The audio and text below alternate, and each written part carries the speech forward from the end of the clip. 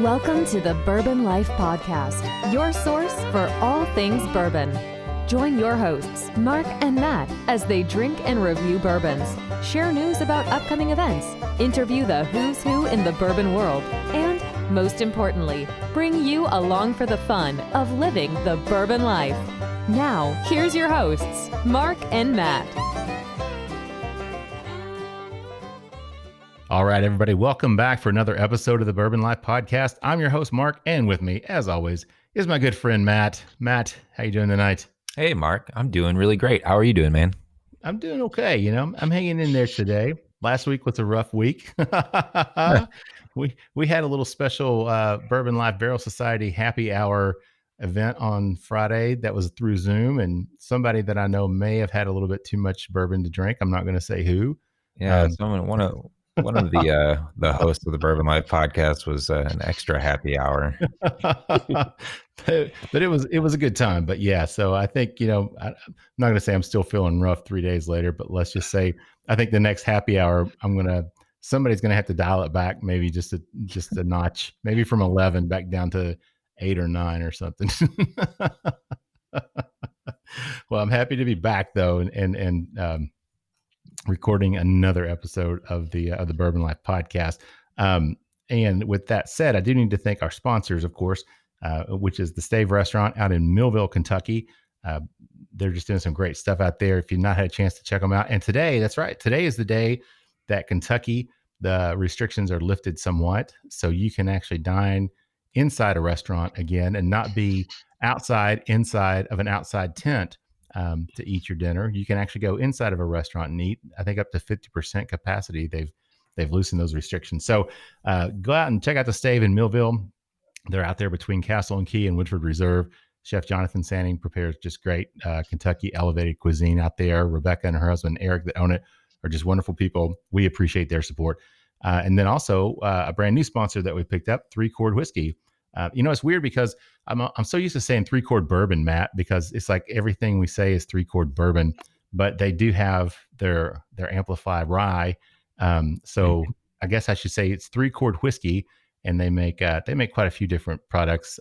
We got to taste on the show. We had Ari and Neil. What we had the Amplify Rye. We had the blended bourbon. Yeah, we had the 12 bar reserve.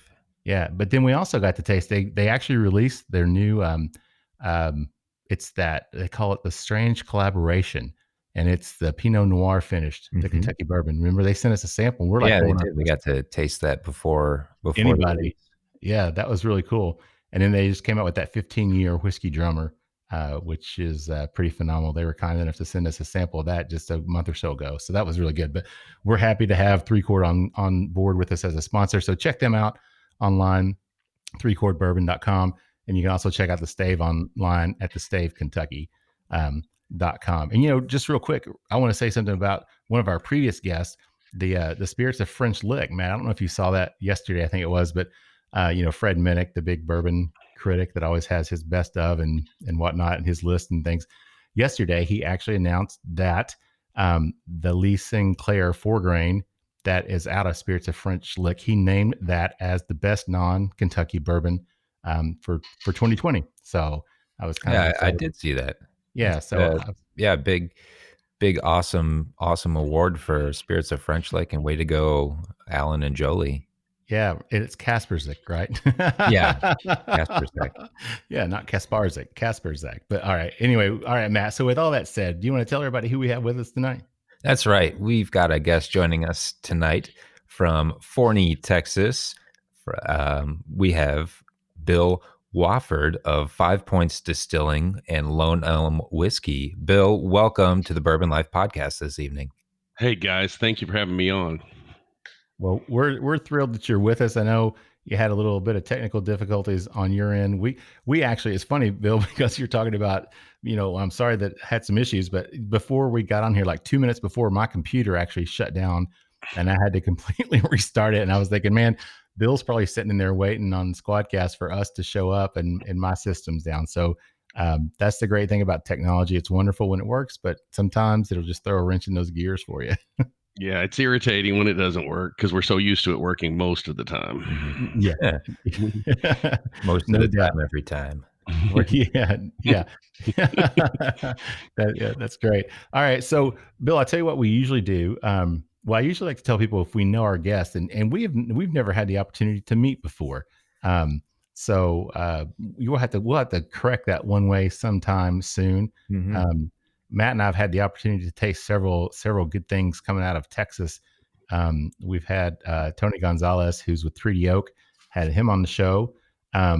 And I think that's the only Texas people we've had on the show, but we've had some stuff from Still Austin that they've sent us a bottle or two, and we've really enjoyed their stuff. So we definitely have enjoyed the things that we've tried and tasted out of Texas. So we're excited to have you on with us as well. Even though we haven't had the opportunity to officially meet, I'm sure hopefully one of these days we'll be able to correct that and head down there to Texas and change that. So. Here we got a few airplanes coming in here to the Big D. You guys might get a flight. I was gonna say, yeah. So you're in Forney, Texas, and you're just a We're little just outside of Dallas. Yeah, south side. Okay, yeah, you're right outside of Dallas. That's what I was thinking. You're very heading close. towards Shreveport. Yeah. Okay, gotcha. Yeah. So, Bill, before we jump in and start talking questions and things, can you just tell everybody what we got poured up on our first round here for us to drink? Okay. Well, this is Lone Elm single barrel. Oh no, we're going to do small batch Small first, batch. right? Oh yeah. We're gonna. Well, I had single barrel up. Okay. Yeah, we're going to do Lone Elm small batch, straight wheat whiskey. So, we're a wheat distillery. We grow wheat right here. It's mostly for cattle feed, but it also makes great whiskey. So we use soft red winter wheat to grow this product, and it's a small amount of malted barley in this product, but it's mostly wheat. Okay. Red soft winter. All right, and this small batch that we're drinking, this is 90 proof. Yes, sir. 90 proof, chill haze filtered. A standard go-to whiskey for old fashions, drinking straight. Just your general purpose whiskey. I gotcha. Great. So now on the age on this one, what are we looking at for the age on this one, or is there a statement? I don't know which one you have. It's either 4 or 5 years in a small 15-gallon cask. Oh, okay. All right, wow. great. So somewhere either 4 to 5. So it's not a year or two. So this is older. And I was going to say it's looking at it for 90 proofer, the color on this one, it's I'm surprised how dark it actually is. That's pretty unique. Matt, I see you over there sniffing it already. What are you picking up on it? It's got a really nice soft nose to it. I pick up cherries and like a little bit of apricot, and the wheat's coming through. I'm getting a smell of a honey wheat, nice sweetness coming through with the wheat, but also you can smell some of the grain coming on it as well. But the cherries and a little bit of apricot is what I'm coming through on the nose for me. I was gonna say I pick up a little cherry on that as well. I get a sweetness to it. It's almost got kind of like almost like a buttery type of smell to it. I don't know. That's kind of strange, but to me, but it's unique. It's got a sweetness to it. It kind of reminds me, because I always talk about my Topps baseball gum from when I was a kid, and I'm picking up kind of that sweet, and that's usually from a rye that I picked that up. But now this is just wheat and barley, right? That's it. Yeah. 90 wheat, 10 malted barley. Okay. All right. Gotcha. So no rye in this at all. So that's kind of surprising that I get that kind of a nose on it. So what about Bill? What about you? This is your stuff. What do you get on it? Vanilla oak, black cherry for sure. Gotcha. And that smooth, buttery anise, maybe a little bit of anise. Mm-hmm. Oh, okay. Yeah. Matt's been in the cooking world, so he always can pick out those spices really well. I saw him shaking your head as soon as you said that. He was like, "Oh, yeah," I could see him like, "Yeah, that makes sense." We're such a small craft distillery. And there's 5 of us. It depends on who's mashing and who's distilling. What you get. So we're not into every batch is exactly the same. Okay. We're more free form a bit. Oh, okay. So gotcha. I can actually tell when it's my whiskey or Logan's or one of the other guys who's who's working it. Yeah. because That's they do their cuts slightly differently. I gotcha. Everybody does that different. Yeah. So Bill, let's jump in a little bit and talk about you. Can you tell our listeners a little bit about, who you are, what your background's been, and how you got involved in the whiskey industry? Well, it's 5 Points Distilling. There's 5 of us. Me and 4 of my college buds. We're off in Kentucky, picking up some good liquor. And late at night, I think we brought that all back. About every couple years, we'd do kind of a college roommate trip out to Kentucky, pick up some good whiskey, come back for Labor Day at the lake. Nice. And basically, we decided, why should Kentucky have all the fun? And I said, man, I'd like, we should make our own whiskey. And one of my roommates wrote a check and slapped it on the table about midnight and said, I'd like to see that. And that's how we started. Man, yeah, that's nice. So we matched the check, and that's how we started. And we're here in Dallas, so it's totally different place than Kentucky. And we said, we're not, Kentucky's been doing bourbon for a long time. That's not us. Right. We want to do something different. Why, they've been perfecting bourbon for a couple hundred years. So, and the local crop's wheat. And so we said, let's, we like my favorite are wheated bourbons, right? Right. And so I said, let's push the wheat meter up, and let's do wheat. It's local. So everything's local here. We're kind of a local sourced system. So everything comes from here. So wheat's the grain. Gotcha. So your wheat, I mean, you guys aren't actually growing it there at the distillery. I mean, it's local. It grows 2 miles from our distillery. Okay. So the rancher right shares a fence with us, grows the wheat for us, and we feed the spent mash back to his cattle, and he gives us basically, I'll call it Kobe beef, but it's not from Kobe, but we feed that spent mash back to the cows, make some pretty good beef. So the cows knock each other down to get to it. Let me tell you, it's a pretty nice relationship to have. It is. So they cut us up 1 beef a year. Oh yeah, that's a pretty nice little trade-off right there. Not a bad deal, right? Not at all. Yeah, and then you can drink your own wheat whiskey with it. Have a nice little steak. Yeah, we kick up a big barbecuer and off we go. And so that's kind of our modus operandi most of the time. That sounds like a pretty nice trade-off. So you were you're out on a trip with your buddies, your college buddies, and you got some whiskey, but then you decided, hey, we can do this ourselves, and you just decided to move forward. So it might have been 11 on that meter you were talking about earlier when I said that. Yeah, been there, done that. They called me out. Now they wish they hadn't. This is a long, hard road to success in the whiskey business, right? It's a 10-year journey of non-profitability, as far as I can tell, from just. So what was your background? I mean, personally, before you decided to do this with your buddies, what was the background? Had you had any experience in distilling, or was it just something? Yes, yeah. I have a doctorate in physical chemistry from Texas A&M, so we're Aggies, and so yeah, there's a lot of physical separation distilling experience there. Mixtures, all that, right? So. Now, do your college buddies, were they any of them in the industry at all? Or no. See, we've got an anesthesiologist, a urologist, airline executive, and we're the whole gamut, right? A lot of different people. Yeah. And one more chemist, yeah. So. Okay. Nice. So now, are you guys all there in that same area together? Or no, we're spread out everywhere. Oh, okay. So I'm the only one here in town. Gotcha. That's in Dallas. Are you originally from that area? Are you from Texas? I'm from Northwest Arkansas. I'm a hillbilly from the Ozarks. Nice. Yeah. Where they grow all that nice American white oak to age this whiskey in. Very nice. Yeah. I lived in Springfield, Missouri for about 2 years. Oh yeah. It's close. Very close, and spent time in Branson. Never made it across the border. But went down to Branson several times and enjoyed some good times down there with my wife while we were there. It's just a short couple years, but yeah, very familiar with that area for sure. So that's just funny to me, and to me it's inspiring. I'm an attorney, and there's Bourbon Life bingo for everybody at home. Yes, Mark's an attorney. He said it again, but after 26 years of practicing, I'm always holding out hope. So when I hear stories like yours, it's like, you know what? There's hope for guys like me that might want to do that or would think about doing it. But then of course you know, it's always fun to see the finished product and get to drink it. But the 10 years or whatever that you mentioned to get of non-profitability, I'm sure that's a whole nother story people don't get to hear a lot about. I hope it won't be 10.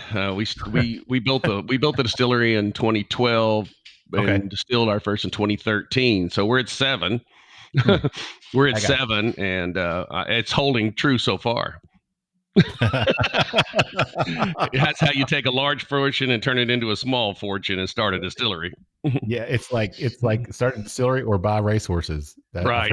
I've heard that works both ways on horses and distilleries. So. Yeah, some of my family's in race horses and equestrian horses, and so we know the drill in the family. So during the first years after you opened in 2012, were you all sourcing any whiskey, or were you putting out clear spirits, or just sitting on whiskey under roof? We're basically, we have a vodka and a gin and some things like that, but there's no way to compete with the large producers that are putting out NGS at, you know, $2.80 or $3.80 a gallon. There's just no way to compete with them. We make everything we sell. So we make unique products. Our vodka is very unique. It's very different. It's a kind of a chocolate dark tasting vodka that's good for making just straight up or with a twist. But it's not great for mixing with sweet stuff, you know, so it's not a chug vodka. It's what whiskey guys would make if they were standing out there watching whiskey age and had this still and needed something to drink on a hot August day in Texas. They would make this. And so that's what we made. So it's very unique. It's a very unique vodka. I guess Brandon didn't send you guys a sample of that. We'll have to get you guys a sample of that because they say, oh, it's vodka, I won't drink it. But Russians would drink this. Oh, yeah, that sounds good. Yeah, we'd definitely try that. But now you've had some success, obviously, with your whiskeys, right? You've picked up some really good awards. Can you talk a little bit about what you guys have? Yeah, we got the chairman's trophy for UBC for our 2-year whiskey, for our first thing out of our barrel, our 2-year on this small batch that we're talking about now, and we've won gold in New York, Chicago, San Francisco, and Denver on every product that we have.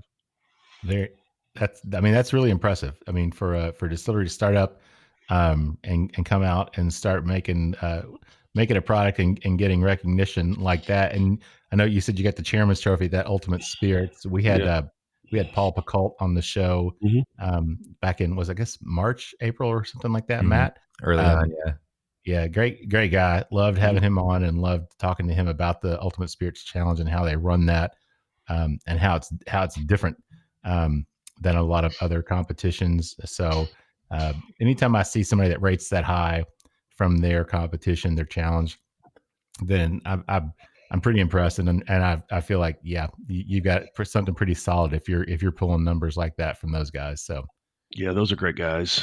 We were excited about that out of the gate. Yeah.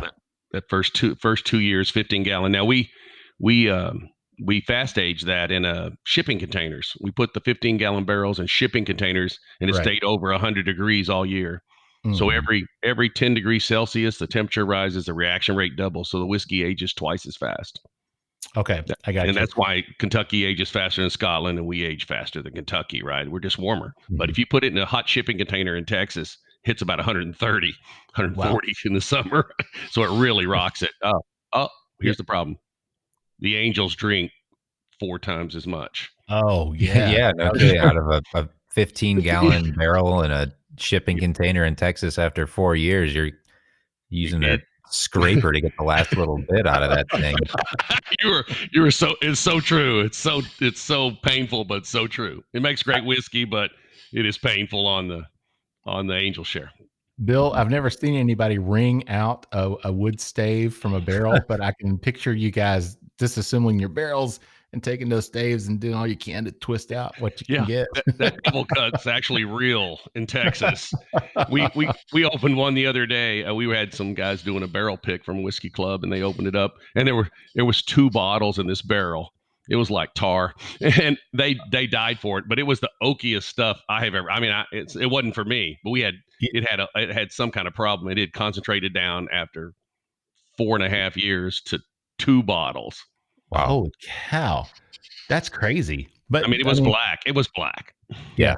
So now, is that the stuff you're aging now? Are you aging it still in the containers? Or are you putting them in rick houses? Or No, rick houses. The 53-gallon barrels don't work great in the shipping containers. So we're building brick house, and 2017 we started putting in 53 because it's not cost effective to do 15s. They cost exactly the same amount as a 53. Oh, did they really? I don't think I knew. I don't think I was aware of that. Yeah, exactly the same price. Wow. So you're getting 38 less gallon space. Yeah, and the Angel shares 3 times as high. Yeah, that's crazy. But we talked about that a little bit with Tony from Treaty Oak, and talked about the aging, the season, the weather, the way that it affects it down there. And you guys are able to really create whiskeys that are more mature in a much shorter period of time, because of the weather variations and things down there in Texas. Yeah, it's hotter the better. Just keep it hot. And I don't think a lot of people understand it. Old Forester does that. They've got their warehouses are temperature controlled and everything, and they can adjust, and they do. So they'll have a 4-year-old that, that'll taste like a 6-year-old, because they've been able to kind of manipulate the weather patterns. But with you guys, I mean, it's just your weather. Right. Yeah. The winter's great down here. Yeah. The summer's brutal, let me tell you. Yeah. But the winter's great. Yeah. I was in Dallas once, I think it was about 20 years ago, and it was in May, close to my birthday, and it was absolutely miserable. It was like 98 degrees already, and the humidity was through the roof. And I was like, there's just no way. I don't think I could ever live in Texas. It was just miserable. When I left Arkansas to go to Texas A&M, I thought, I can't do this. I was from the mountains, the Ozarks, right? And it cooled down at night, right? And Texas does not get that. Ooh, it's warm at night down by Houston. That's closer to Houston, right? So it's 100% humidity and hot. I mean, it's sweltering summer. Yeah. Well, I mean, believe it or not, we are already at the end of the first session, because we got 2 drinks that we're drinking tonight. So we're going to carry this one over into the second session. So what I'll suggest here is that we just take a quick break, get a word from our sponsor, and we'll come back with Bill Wofford with Lone Elm Whiskey, if that sounds good. And we'll finish out this small batch in that second round. Is everybody good with that? Mm-hmm. Sounds good to me. All right. All right. Well, everybody just sit tight. We'll be back in just a second with more with Bill from Lone Elm Whiskey. Thanks. Hey, Bourbon Lifers. When you're out hunting for those hard-to-find bottles, or just enjoying the distilleries of Central Kentucky, you're going to work up an appetite. And when it's time to refuel, we suggest that you visit our good friends Rebecca and Eric Burnworth at the Stave Restaurant. Located at 5711 McCracken Pike in Millville, Kentucky, close to Castle and Key and Woodford Reserve, the Stave Restaurant is just off the beaten path, nestled on the banks of Glens Creek. Chef Jonathan Sanning prepares amazing food each day, featuring an elevated Kentucky-inspired cuisine. You can take our word for it, the food alone is worth the trip to the Stave. With a full-service bar, great bourbon flights, and signature cocktails, the Stave is the perfect place to catch up with friends after a fun-filled day of touring the local distilleries. And you can even purchase bottles of bourbon to take home with you while you're there. Make sure to follow the Stave on Instagram and Facebook at The Stave Kentucky, or visit them online at thestavekentucky.com to stay up to date on everything that's going on. The Stave Restaurant is a bourbon lover's paradise, right here in the heart of bourbon country. All right, everybody, welcome back for round or session 2, whichever you prefer to call it. I think Matt likes to call it. Which do you like to call it, Matt? See, we've done it so many times now, I forget who even said round. I said round 2. You were session, weren't you? I guess at one point I said session, and here we are now. I know, here we are. Podcasts later with the session. 40 episodes later, man. Can you believe we've been doing this almost a year now? Holy smokes. This is crazy. I feel like we need to give ourselves an award of some form to commemorate. We drink the award every night, and we do it. That's a good point. It is. It's a great reward to have. And you know what I was going to do, Matt? We've started our new group, and I was talking about the happy hour that we did Friday night with the Bourbon Life. We call it the Bourbon Life Barrel Society. So we got a great group of people that are kind of like our street team, man. They work close with us. A great group of people, and we enjoyed that happy hour. So one of our Barrel Society members, Derek, Suzukawa is having a birthday this week, and actually, I guess this will come out on his birthday. Yeah, I think this will be out on his birthday. So happy birthday, Derek! I just wanted to throw that out there. No kidding. Happy birthday, Derek. Yeah. We'll drink for you tonight. Happy birthday! Cheers to you, Derek, and wherever you are, man. Happy birthday! Listen to this. Hope you've had a great birthday or have a great birthday. So, all right, Matt. With that said, you want to jump back into what we were talking about earlier? Yeah. So we've got joining us tonight, Bill Wofford of Lone Elm Whiskey, or 5 Points Distilling. And we started out the night drinking the small batch straight wheat whiskey, which is a 90% wheat, 10% malted barley mash bill. And during the break, we were chatting a little bit about some of the nuances and the difficulties of distilling such a high wheat, no corn, low barley product. Bill, do you want to talk about the difficulties and the process that you've had to go through in getting this whiskey to market? Yes. I mean, clearly wheat's more viscous. The wheat mash is way more viscous than the corn mash. So all the problems you have are the cook's more viscous, transferring's more viscous. It's more viscous in the fermenter. So as it's boiling, as the yeast is converting to CO2 and ethanol, it lifts the mash up and tries to flow out. So the gas gets trapped. It's so viscous that the gas gets trapped in the mash and tries to push it over the sides of the fermenter. So we had to design special devices to keep it in the fermenters. Wow. So all that is problematic. And of course, wheat will scald at a lower temperature or burn at a lower temperature. You got to cook lower temps and longer times, and you've got to go much slower on your distilling buildup, right? You got to ease into it a little more than you do with the corn mash. Yeah. It's funny. I'm envisioning, as you're saying this, I'm envisioning my morning ritual when I have cream of wheat. Yes. And we do eat the mash for breakfast. I'm going to tell it right now that it makes an awesome breakfast mash. And, we start that cook in the morning, and you can have a nice cream of wheat with a little bit of barley. And it's sugary, sweet, sticky mash, and it's great.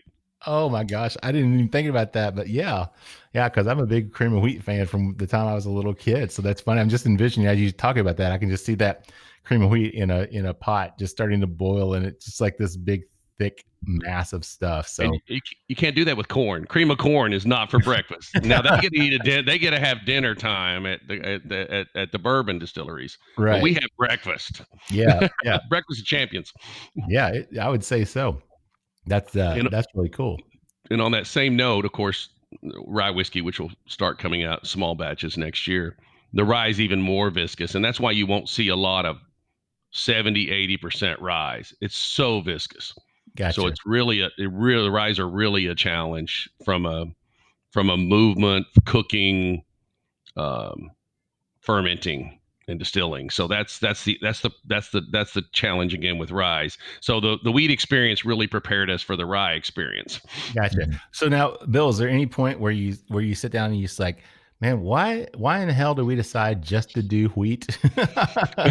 Well, that's what we did. That's why we've done the rye. Yeah, I got you. Yeah. We have so everything's locally sourced for us. Everything's locally malted. Everything's done local. So we're just staying true to our Texas roots, and we've got this new product coming out with Elven Rye. So it's a wheated rye. Okay.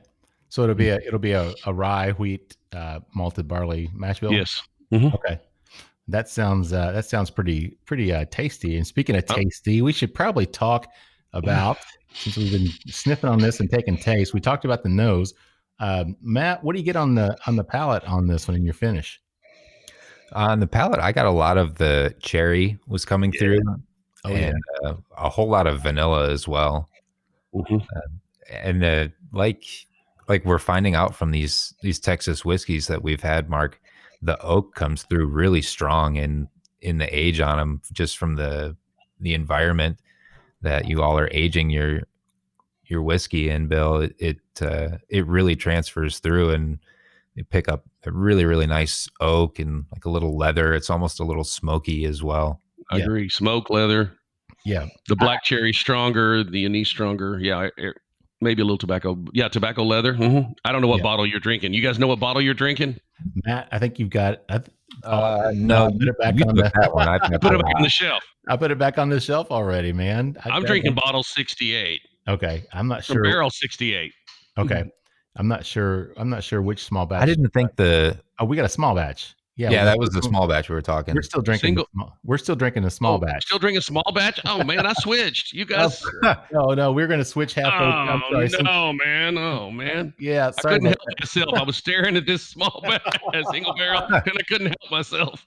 I'm sorry. No, we talked about the nose on the small batch, and then we're just going to spend half this segment talking about the small batch, and then switch over to that single barrel. So the advantage I have in drinking the single barrel is all the things that are subtle about the small batch that have been kind of a little bit marginalized come out in the single barrel, because we coarse filter the single barrel, so you can a lot more flavor, a lot more flavors there. The heavier alcohols have been converted to some esters, and Gotcha. all the flavors are in the single barrel. So after you drink that single barrel, you kind of go back to the small batch. Okay, that's a little more subtle there. I can see that now, right? I can smell that. I can taste that. I'm still nursing this small batch, and after you guys were talking about the leather, it went back in, and I'm picking it up slightly on the palate, on the nose and the palate. But on the palate, I'm actually getting almost like a chocolate flavor. Yeah, Mark, I agree with you. I was picking up chocolate as well. It's got a really nice creaminess too. It really coats the mouth well, and I was just noticing on the glass, it really clings well to the side of the glass. It's got a good nice oily coating to it. Yeah, and that definitely, on the palate, you pick that up, like you said, the mouthfeel, you get that. And Matt, you talked about the oakiness, and I agree. It's you get that oakiness, but you don't get that really tannic, drying bitterness. That I don't pick that up on this at all. I don't know if you do, Matt, but I don't seem to detect. Usually when you can get an oakiness, a lot of times you're going to get that kind of what do you call it? Cloying? Yeah, like a cloyingly tannic, drying effect. Yeah, that's when I talked about earlier about that. The one barrel that reduced to 2 bottles. Oh, it was there. Exactly what you're talking about is there, right? If you let it go long enough in that small barrel, Gotcha. Yeah, it really concentrates and it gets really dry. What are you all doing for batch sizes in your small batch? So we're a small 500-gallon batch distillery doing 1 barrel a run. So we get 153-gallon barrel from each run. Okay. So we're grain in all the way, so that kind of cuts the production down. But it works for us from spent mash perspective. It also works because the grain husks always clean the copper, gives us fresh copper each time. So it just works for us, pushing it through the distillery. But yeah, we're super small. Each batch is 53 gallons of whiskey. Okay, I gotcha. So, and you guys are using a Vendome pot still? Is that right? Yeah. Those guys, Sherman guys, those guys are great, man. They were really great to us when we went out there and didn't know anything about distilling, really. They walked us through the whole process and treated us really well, and really helped us jumpstart the whole process. Yeah, that's we've not had them on the show, but that's definitely a group, because obviously you walk into so many different distilleries wherever. I mean, across the world, I'm sure, especially here in the United States, that Vendome, you're gonna find them in a lot of places. And they seem like they just do such a great job of not just the products that they make, but the support that they give the people that they work with. They seem like you said, it seemed like a great group of people. Yeah, it's Rob's great. Rob Sherman's great, and they really helped us and have always supported us. And all we have to do is send whiskey. There you go. There's nothing like a copper pot still with a few trays makes a great whiskey. It's almost foolproof. It's I call it the Harley of pot stills, though. It's so hands on. You want to touch it. You want to hug it, it's just a beautiful thing to watch. It's not high tech. It's not super high tech. It's right. Just, it's just what a distiller wants to play with and touch. Right. Yeah. All right. So Matt, we'll wrap it up on the small batch here. So what are your thoughts? What are your thoughts on the small batch straight wheat whiskey? I think, is this our first like straight wheat and barley It is. whiskey that we've I had, was Mark? thinking about that earlier today. I don't remember ever having. I was looking at our list of things that we've tasted, Yeah, I and know. I I don't. thought with We had the single malt we did, yeah, the with 100% malt out yeah. from Brooklyn, and then didn't the Hewling station with Alex Castle, wasn't there? Didn't she have like a A 45% wheat whiskey, well, wheat you know what? whiskey? She may have, Matt. I Is that don't right? It remember off was the only top of my head. That's a good. 45% if I'm, yeah, I'm Yeah, probably yeah. butchering that. Sorry, I think Alex. it was a wheat. I think it was a wheat whiskey, but I don't remember. Look at me. I'm trying Mhm. to dig through my files here on the computer as we're talking to to figure that one out. But I mean, I really enjoyed this. The small Yeah, batch, I Mark, I agree with you. I can see especially why you've received a lot of the accolades that you have, Bill. It's got a really great nose, and I'm going back to the glass as just a little bit left, and the nose is opened up even more. Just that black cherry, the vanilla. It's got the sweetness from the wheat, a little bit of honey's coming through, and the the taste on it and the palate is. I really enjoyed the chocolate that you were picking up, Mark. Is there? There's definitely the oak yeah, that's coming through with it, and that little bit of smokiness and leather. It's got really good flavor and really good taste, and it brings uh it brings like a spiciness and a heat that isn't. It's not a rye spice, it's not a corn spice, and it's just got this really nice kind of heat and spiciness to it. I can't really put my finger on what it is maybe that I'm tasting with it, but I really, really like it. yeah. I agree with that, Matt. It's funny because we talked about the finish and everything, and talked about the oakiness, and talked about a little bit of that chocolate flavor and the dark cherry. But then I also got a little bit of almost a spiciness on my tongue that would have been, to me, would have been indicative more of maybe something with a little bit of rye in it. So I was kind of surprised to get that feeling on my palate of a little bit of spice. So I don't know, Bill, is that anything you're familiar with, or people have said or mentioned before, or is it Oh, just yes, yes. That's I'm thinking about firing my marketing guy and hiring you guys. I'm gonna put you guys out there because you guys have got it down. What are you guys doing later? We can hit. Yeah, 7 We can, points distilling. Here we come. yeah, that's right. 7 Let's do it. points? We can make it happen, man. Hey, and you got legal. I heard you mention a bunch of doctors and 2 chemists and an airline executive. You don't have Yeah. an attorney. You don't have an attorney involved yet, Bill. Yeah. So we can cover all the bases there. Oh my gosh! Yeah, All you right, guys have so hit the nail on the head there. yeah. Well, I tell you what, let's move on now to our single barrel. Bill, I know you got a head start on us on there, and that was our I'm fault. sorry. I'm sorry. No, that was our you have to dock our pay for that one. We messed up on that one. But yeah, can you tell us what we're drinking on this one now? Okay, so this is our single barrel straight wheat whiskey, and it's basically so I take the barrels and I marry about 22 barrels for the small batch. So in the end, it's about 22 barrels I marry, and so I taste every barrel. And the great news is, when I find one I really like, I roll it aside, and that's single barrel.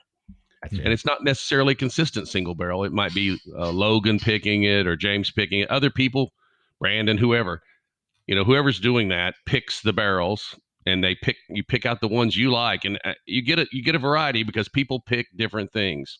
One thing I've learned in this business is what Bill thinks is the best is not necessarily the best for everybody, right? Everybody has their Mhm. own taste profile. They taste different things, and so so we do quite the variety. We get quite the variety in the single barrel. I was kind of shocked considering that we're running the same recipe, we're all doing the same thing, but these barrels come out different. I mean, Yeah. it shocks me all the time how interesting the single barrels are. Gotcha. Now, so I'm kind of jumping ahead, but I'm going to go ahead and ask it since we're talking single barrels. You guys, you have a single barrel program, is that right? Or you have? Yes, we do. Okay. You want to? We usually save this towards the end, but since, like I said, we're already on single barrels, so let's go ahead and talk about it, Yeah. I mean, let's Train give our listeners, give our listeners what they love to hear about. So, can you tell us a little bit about that single barrel program? Yeah, so we do. You can either come to Distillery and do picks, single barrel picks yourself, or we send samples, and and then you can pick the barrel you want, or barrels, or we've had societies marry barrels, 2 or 3 barrels. Oh, cool. Oh, yeah. Yeah. So, and the other thing we do there is we do a class. We do kind of a master class at the distillery, and that involves me helping you pick your mash bill. And I get a lot of beer guys out there, right? They want to do their beer recipe, right?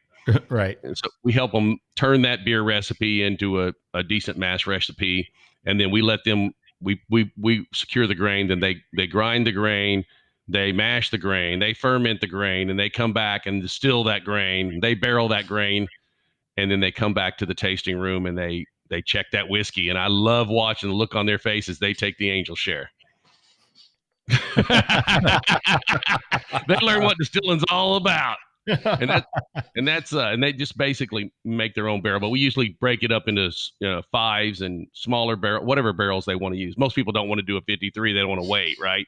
So we break it into small barrels. It ages fast in Texas. Most people do a couple of fives, a couple of 15s. That way they get whiskey in 5-6 months and whiskey in 2 years.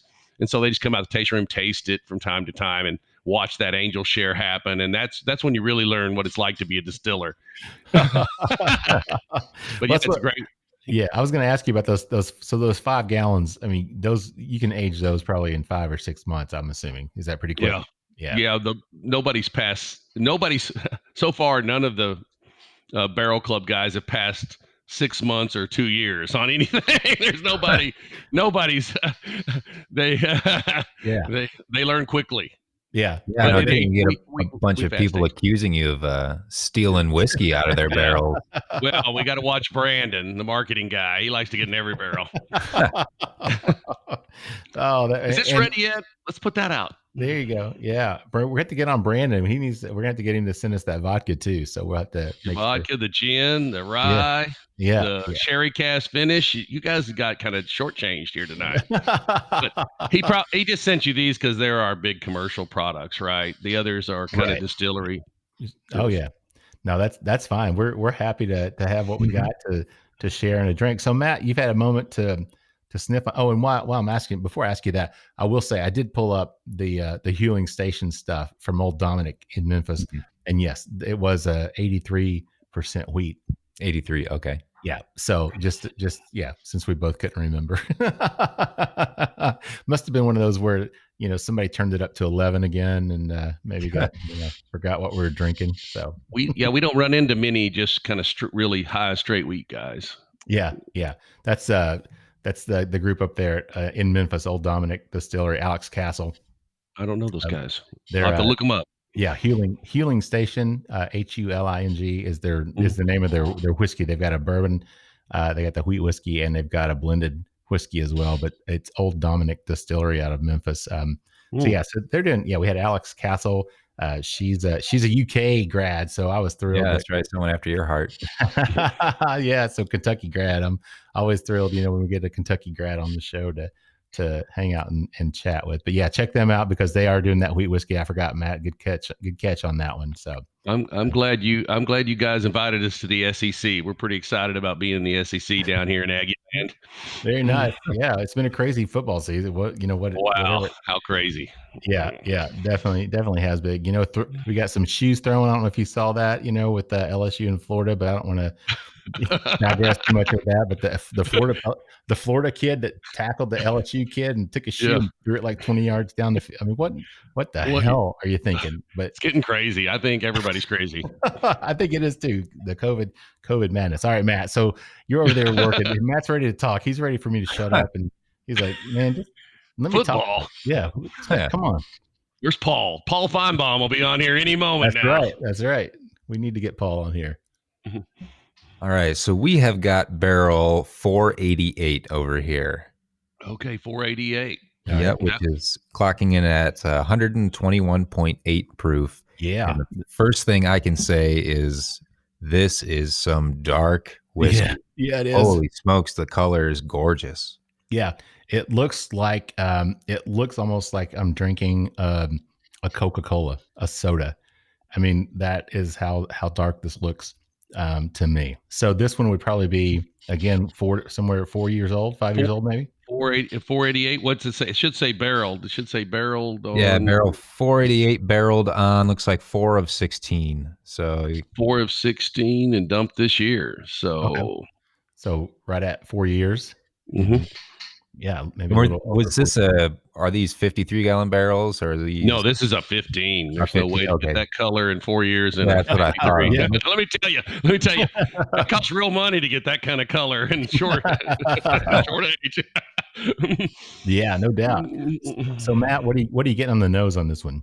I think Bill was really kind of leading us into this one perfectly. Everything that I was picking up and smelling on the small batches is just amplified and really brought forth a lot more here. I get a whole lot of cherry, whole lot of that black cherry coming through. Yeah, whole lot of vanilla, big nice nose of oak. Almost, and I think so. You had mentioned a little bit of anise in the last one, and I'm picking it up more here. I'm certainly getting like a really, really nice nose of anise on it, which if people don't know what anise might smell like, think of like black licorice, or if you want to think of it like an herb, think of tarragon. Yeah, most people say black licorice. They come to the distillery.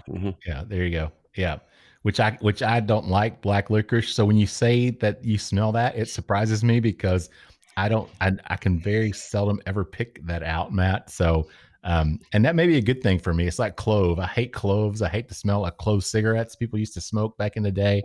Ugh. Horrid. Yeah, they were. So anytime anybody mentions that, I'm like, no, don't want to detect that in my whiskey. But yeah, so I'm the same way on this one, Matt. It's like the things that we talked about with the small batch, just it seems to be intensified. That dark cherry that we talked about, the oakiness, everything that you mentioned.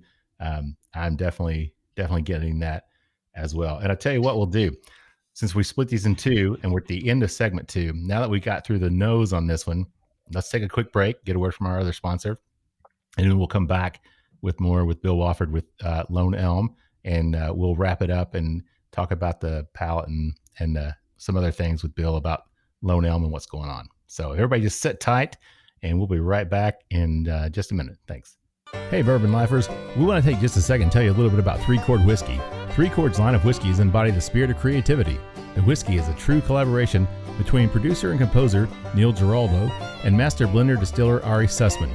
The Three Chord team of expert blenders, coopers, and sensory professionals have developed a multi-step process they call perfectly tuned taste.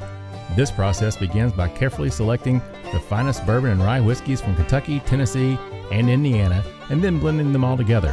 After each blend is completed, the Three Chord team then applies their proprietary process of pyrolysis, that's a lot to say, isn't it? Which involves heating American oak to precise temperatures to release specific flavor and aroma compounds. Then they use another proprietary method called rhythmic disruption process, and that's more than just playing music to a bunch of barrels, which integrates all of those related compounds into the blended spirit. Finally, each small batch blend of Three Chord is evaluated by a trained sensory panel to ensure an uncommon depth of flavor, character, aroma, and a perfectly tuned taste in each bottle. With their introductory blended bourbon, their Amplify Rye, Strange Collaboration, which is a Pinot Noir finished Kentucky bourbon, their 94 rated 12-bar reserve, and the brand new highly coveted 15-year Kentucky bourbon they call the Whiskey Drummer, there's a lot of options available from Three Chord. Like the feeling you get when you hear that perfect song, you'll know that the Three Chord line of whiskeys are right from the first sip. They resonate with so much flavor, you'll want an encore. Find out more about Three Chord whiskeys and distribution in your area at www.threechordbourbon.com. All right, everybody, welcome back for the third and final session or round or segment of the Bourbon Life Podcast. I'm your host, Mark, and with me, as always, is my buddy with no mustache this week, Matt. Matt, how you doing over there, man? Hey, Mark, I'm doing great. I'm doing really great considering I don't have that nasty mustache on I my miss the face mustache, anymore. dude. You're just gonna have to grow it back. I'm just telling you, Matt. It's Darn gonna. We'll see. We'll see. I'll just leave it at that. Hopefully not, but we'll see. That didn't sound very convincing. I don't believe you. I don't believe you. You're fake news. You're fake Well, news over there, Matt. anyway, we've got joining us for session number 3, Bill Wofford of 5 Points Distilling with his Lone Elm Whiskey. And we have moved into the single barrel, which is maybe the darkest Yeah. and some of the most, I don't know if clingy is the way to describe it, but I'm swirling this around in the Viscous. glass and I'm still waiting for it to come back down. It's man, Bill, It's this like is it's like maple syrup in your glass. I mean, it's not that necessarily that thick, but the cling on the side. We were talking about that in the break. I mean, a lot of times, you spin your Glencairn around and the whiskey sloshes up the edges, and then you see all those legs coming down. And man, this stuff is just. You're right. I mean, it's crazy how much that clings to the glass, Bill. Yeah, it's I love at the end of the single barrel when it's all gone, it's dried on the glass. I love that smell. Yeah, Mhm. yeah. A ton of it's still stuck to the glass. That's what I love that it's funny because I've talked about that before, Matt. Like back in college when you have fraternity parties and the day after, and there's all these stale beer cups and everything just stinks. But after the Bourbon Life podcast, the next morning there's all these stale Glencairns around and they smell awesome. It's like Exactly. they smell like brown sugar, they smell like leather, they smell like pipe tobacco, they smell like oak. So yeah, I enjoy that, Bill, as well. I definitely get that. Now, Bill, earlier you talked a little bit about your barrels. You talked about the barrel sizes. You've done the 5s.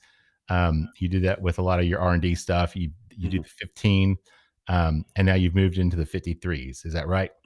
That's correct. Yeah. Okay. We instead of sourcing or doing white whiskeys or whatever, we decided we would go with a smaller barrel, even though it's cost prohibitive, so we could get some market early in Gotcha. whiskey, right? Because we're whiskey guys. We're interested in whiskey.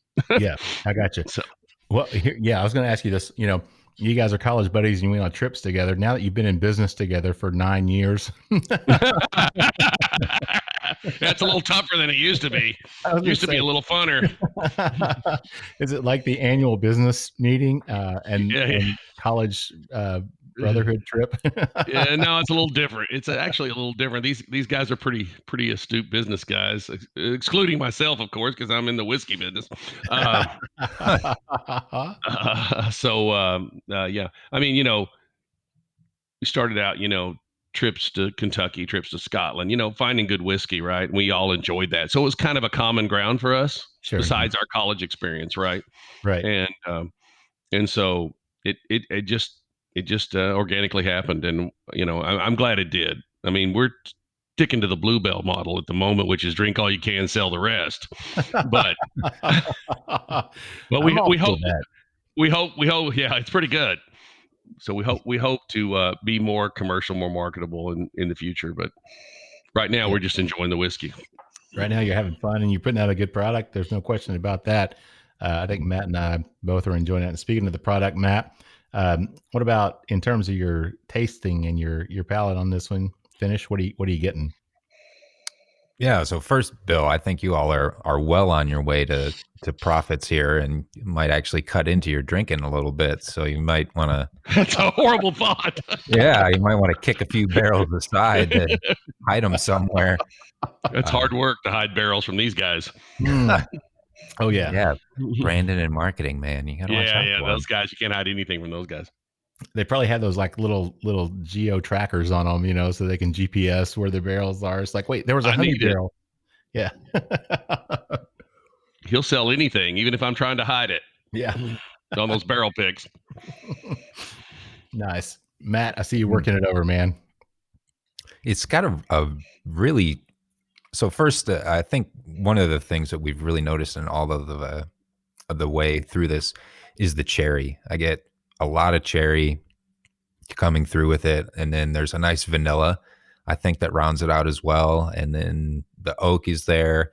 I pick up a little bit of the pipe tobacco, and then I get like a little bit of coffee, some sort of like a coffee. It might just be like a dark smokiness, or like a coffee, or like a toasty flavor with it.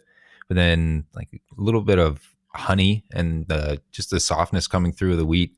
And at 121 proof, this is dangerous because it's got the heat, but it does not drink as hot as 121 proof at all. Yeah, I agree with that, man. And I still, like we talked about the small batch, that little bit of a tingle on the tongue. I get that it's more intensified with this one, but it's funny because I don't know if it's that cherry mixing with the chocolate or something, but it almost reminds me like of a cherry Coke on the finish to an extent.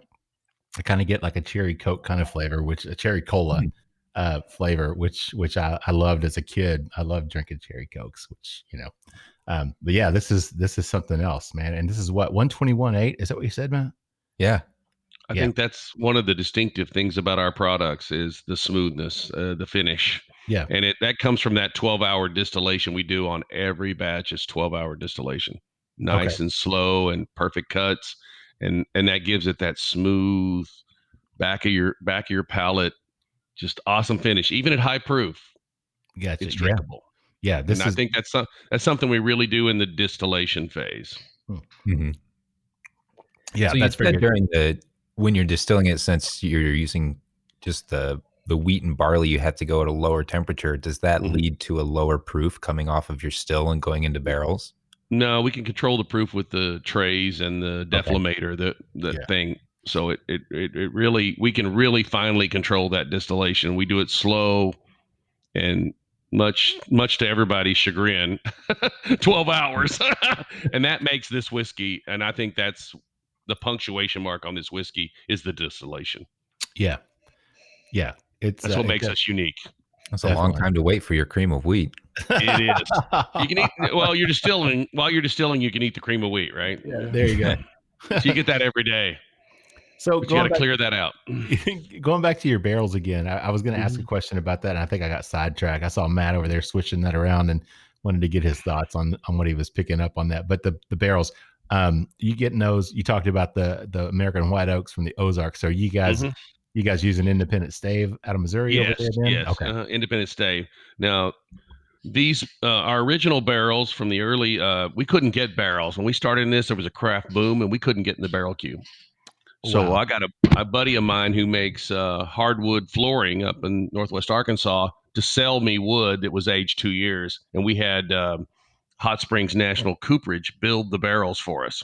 The Gibbs Brothers in Hot Springs. So we could not get barrels. So we had to buy a truck of wood because I could get the wood. My dad's a general contractor up in Arkansas. I had a connection for the wood. And then we had Hot Springs National Cooperage there in Hot Springs build those barrels for us. Gotcha. And in the char. So there was these hurdles. It's a 3.5 to 4. Okay. And all right. And then do you toast them as well, or are they just charred? Or well, you want to know all my secrets, don't you? Okay, you don't have to tell us, Bill. We don't. No, it's okay. We don't keep secrets because everybody's whiskey comes out different anyway. Because they do it even if they're a few miles apart in Kentucky, it comes out different, right? Yep, that's very true. Yep. And no, so we double up. So we do toasted barrels, and then we do charred barrels, and we do toasted staves in the barrels. Oh, okay. Okay. All right. Yeah. In every barrel, we use toasted staves in the barrel. Now, ISC, a lot of people do the toasted barrels and the charred barrels and mix. Right. We don't find that as cost effective as adding toasted staves to a charred barrel. Okay. All right. That makes sense. So we had the ISC guys down recently. They said, "Don't tell anybody. We're selling these toasted barrels." But it's a little more expensive this way. But I can get the finish I want by putting the correct toasted oak in the barrel, so I can affect the flavor profile that way. Yeah, that makes perfect sense. Yeah, so that's where you can probably pick up some of that smokiness as well. I think, Matt. Yeah, probably that makes sense. That smokiness and maybe a little bit of that, like that coffee or that nice dark char. That the campfire is coming through with it. So yeah, you can really engineer the whiskey that way, especially in a 15. So you're talking about, you've got all that American fresh, dried American white oak there, giving that oak vanilla. But you can, that toasted stave can give you a whole realm of profiles that you can put in that barrel depending on the wood you use there. Yeah. Mhm. And do you have a profile that you go for, or just Absolutely? Oh, Yeah, I do. I don't want to share that. How I do Gotcha. that, I don't want to share that. I But already you- shared more than I should. You guys have already pulling it out of me. There you go. We get you. We turn it up a notch to 11, and we get you drinking, and then you're that's like, right. You started on the single barrel a little bit too soon. All the secrets are coming out. Well, you're tasting off that still all day already. So yeah, you're right. You're right. Yeah, there this- you go. a late night call in the distilling business is dangerous. It's like that movie Hitch, where he's telling the lady that he's locked down like a vault, like he's got all these secrets. He's not going to share anything with her, and he starts drinking that Benadryl, and he gets drunk on, on Benadryl, Yeah, and he starts exactly. like telling her everything, right? So Yeah, that's exactly. that's all right. We're happy to be at that point with you, Bill. So But I think there's not a lot of secrets in this business. I know after we decided to do this, we went out to Kentucky and made appointments with some of the master distillers, especially Buffalo Trace were super hospitable. I mean, these guys were nice. I mean, they shared everything with us. I mean, I think Kentucky has that really nice. I mean, where everybody shares and helps everybody, even though they're competitors. I mean, it's just kind of a strange industry you Right. wouldn't see in other industries, and everybody enjoys everybody else's product. And people are just into it, right? I think they're just into it, and so they're more interested in the diversity. And it was kind of weird for me. I've been in some businesses where it's dog eat dog, right? right. Oh no, I get This it. business doesn't seem to be that way. Everybody's pretty, and that, just like our Texas whiskey trail, right? We're modeling that after the bourbon trail. We used to do the bourbon trail in Kentucky all the time. Sure. We said, hey, we should have something like that in Texas, and we started the Texas whiskey trail, right? Yeah. Of people who produce whiskeys in Texas, and we wanted to be like Kentucky that way. I mean, it's just fun. We all get together and do blends together, right? We do several blends together each year.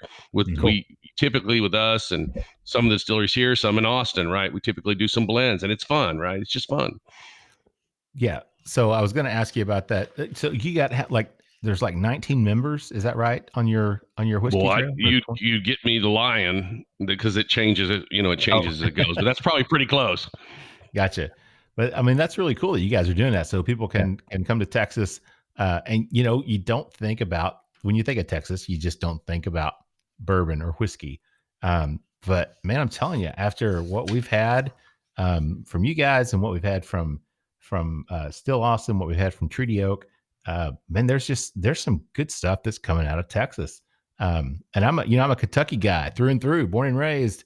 But I'm willing to admit that there's other states out there that are making some really good stuff. So, well, yeah, we definitely owe a heritage to Kentucky for sure, right? And Kentucky back to Pennsylvania. Pennsylvania was the whiskey capital of America. Rye whiskeys were number one.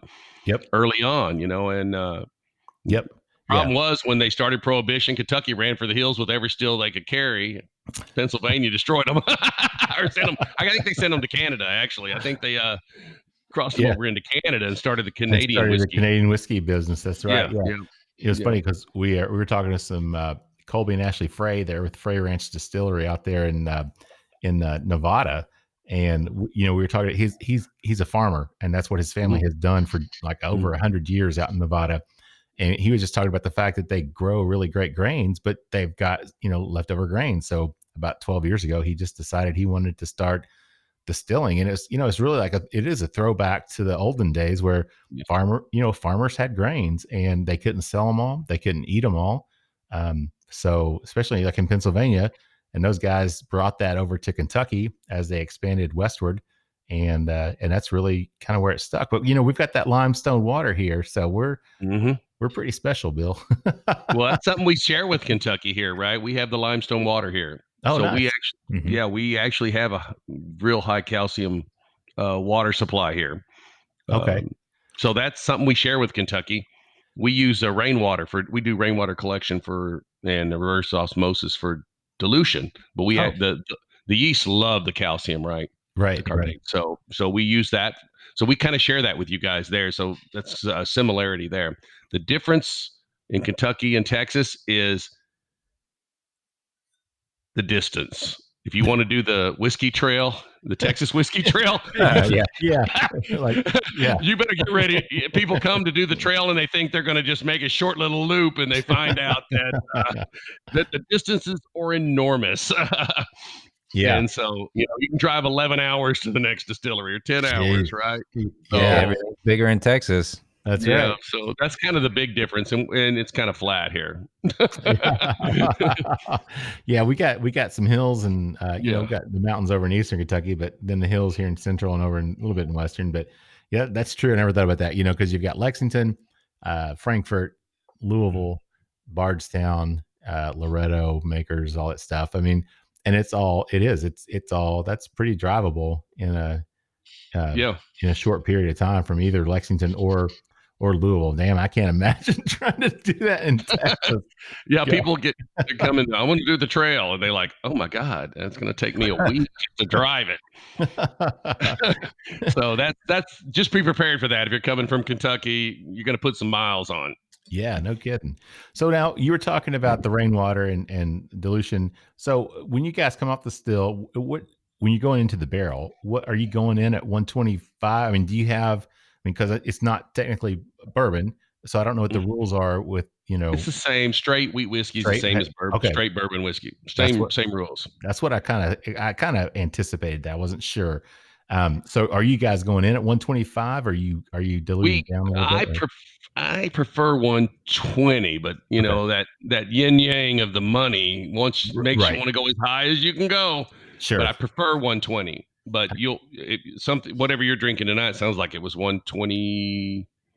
It won't change. 121. So that's probably a 120 going in at 120. Gotcha. And then it won't change 1 or 2 proof. So now, do you ever see barrels? Do the barrels drop proof? I mean, do you see that happen, or do you mostly see increase? So when it's humid, we lose more ethanol. When it's not humid, we lose more water. Yeah. Typically, we're fairly humid. Gotcha. So we tend to proof down unless you go really far. Gotcha. Like I said, the 2 bottles in there. That's crazy. Just having tar coming out of your barrels there. So, but those guys are excited. So it's like I had a group fight over that. The fight over those 2 bottles. Let me tell you, I couldn't believe it what they did. Oh my gosh. Yeah, I can't. That's crazy. So Matt, what are your other thoughts on this in terms of tasting and stuff? Anything else you're picking up now that we've had it open had it poured up for a little bit? Again, it's just like the nice big brother to the small batch. I think this single barrel has a lot more nuances that the small batch didn't, but I get that really great cherry and vanilla, and it's got, again, that nice heat and that spiciness to it, but it's not the rye spice. It's not it's not a cinnamon. It's got just a really great heat and spice that's coming across to it. Really nice oak flavor, leather, and the toastiness from that stave that's in there. Now that I'm thinking about it, a little bit of campfire. It's really, really, really good. It doesn't have any sort of a bite to it. I think the wheat really helps to keep it rounded. Yeah, softens where I'm it not up. getting a whole bunch of a punch on front palate or mid palate, but it's got a really nice long finish to it. It's just really well balanced and dangerous at the proof point. That's for certain. The single barrel will sneak up on you because it's smooth. You can drink a lot of it. It'll sneak up on you in a hurry. But I think that's our signature, is that the smoothness of the proof, that you can drink that high of proof and you don't feel like you're drinking 120 proof. No, certainly not. Certainly not. Great. There's a new goal for me and a new whiskey to drink during happy hour. Yes. It'll be a 12 instead of 11 if you knock all of that down. Well, Matt, it's funny because I'm nosing it back again, and I'm picking up brown sugar notes on it now that it's been in a glass. I get some brown sugar. I'm definitely getting that leather and the flavors, the palate. It's just like you said, man, you get that spiciness, but you're right. It's not a cinnamon. It's not a minting spiciness. It's just a nice coating in the mouth. Bill, I guess we should probably ask you too. I mean, you kind of told us a little bit about your thoughts at the very beginning when we were still drinking small batch, but you guys are impressing me. You pretty astute palates there. well, I don't think I can add to that. well, I follow Matt's lead. You know, Matt's the master palate. He's pretty astute with this. Yeah, I don't know about that. Yeah, my wife can come up with about 10 more flavors in there, but I can't really do that. Oh yeah, I understand. Trust me, Bill. I completely understand what you're saying there. So, well, we're actually at the end, believe it or not, of session 3 here. But before we wrap it up, let's talk a little bit about what's coming up for you guys. I know you'd mentioned the rye, so you want to talk a little bit about that? Yeah, we've got a Texas Straight Rye limited production release in March. We'll have a big distillery party and start that production. But in volume, it probably be a couple of years out. But we'll have a limited release of that in March. Okay. Hopefully, we're trying to get. Hopefully, this COVID's going to go away. You know, it's really hurt the small craft distilleries. People Sure. aren't coming out. You know, we do a lot of our stuff as small releases at the distillery. Sure. Yeah. So, but you guys are going to like this rye. It's a weeded rye. Okay.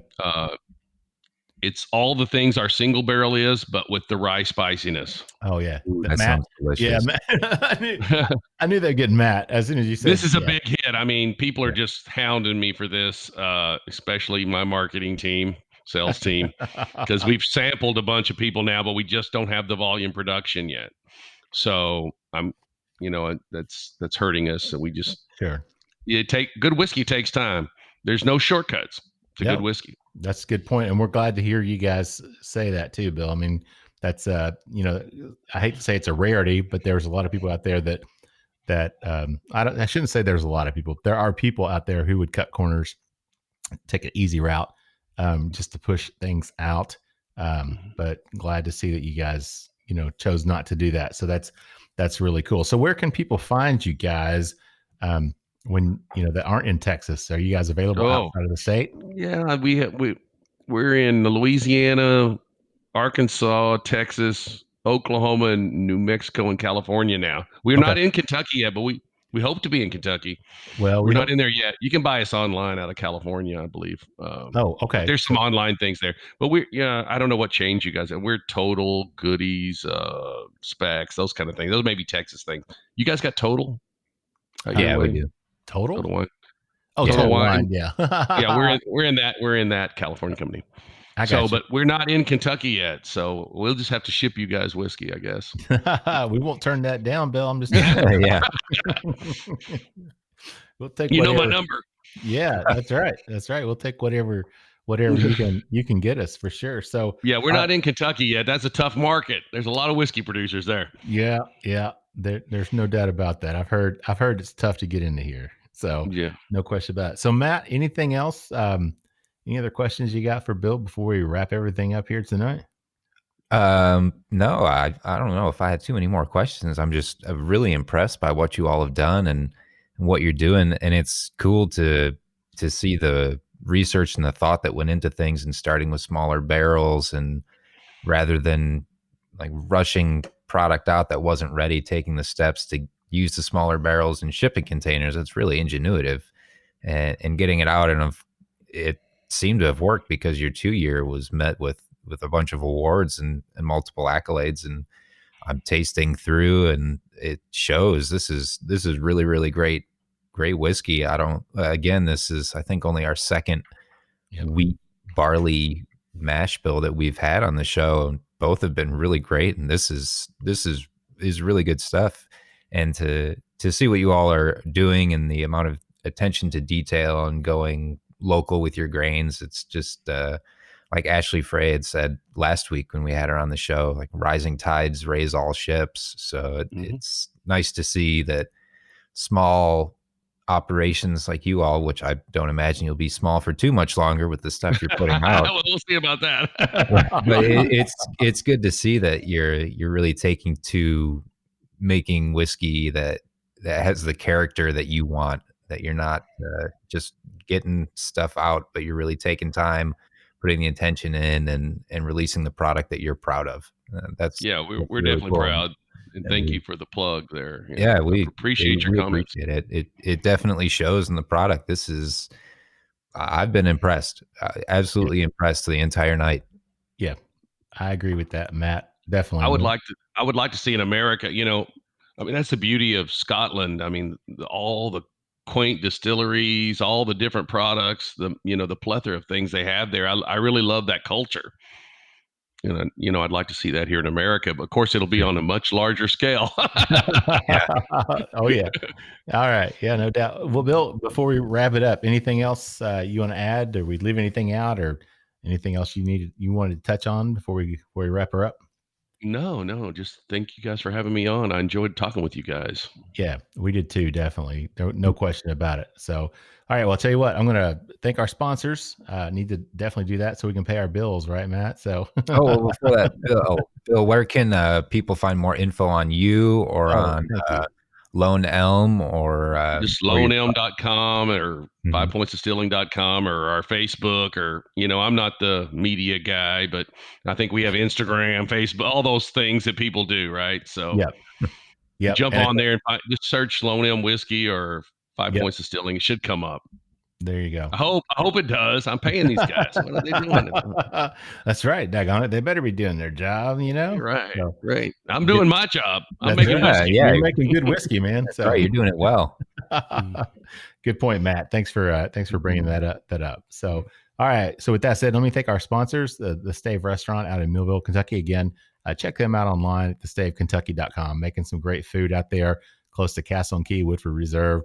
Great little restaurant right on the banks of Glens Creek, and go check them out. You won't be disappointed.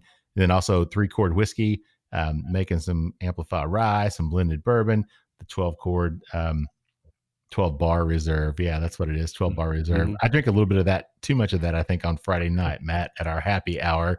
Unfortunately, well, not unfortunately, but yeah, check them out, 3chordbourbon.com, our new sponsor. We're really happy to have them on board. And Ari Sussman, the master blender and distiller there. Just he's kind of like a mad scientist, man. He's doing some great stuff up there in Michigan. So check them out as well.